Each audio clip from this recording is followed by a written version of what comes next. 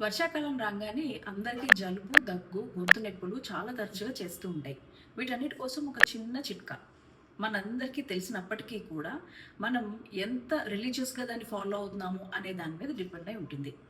ఎప్పుడైనా సరే గోరువెచ్చని కంట కొంచెం ఎక్కువగా ఉండే వేడితనం ఉన్న నీళ్లు తీసుకుని దాంట్లో కాస్త ఉప్పు, పసుపు వేసి మార్నింగ్ ఒకసారి, నైట్ పడుకునేటప్పుడు ఒకసారి కనుక గర్గ్లింగ్ చేసినట్లయితే, అంటే నోట్లో పెట్టి బాగా పొక్కిలించి ఉమ్మేస్తున్నట్లయితే ఈ తరచుగా కోల్డ్ చేయడము, కాఫ్ రావడము, థ్రోట్ పెయిన్స్ ఉండడము ఇటువంటివి ఏమీ కూడా మనకి రాకుండా ఉంటాయి.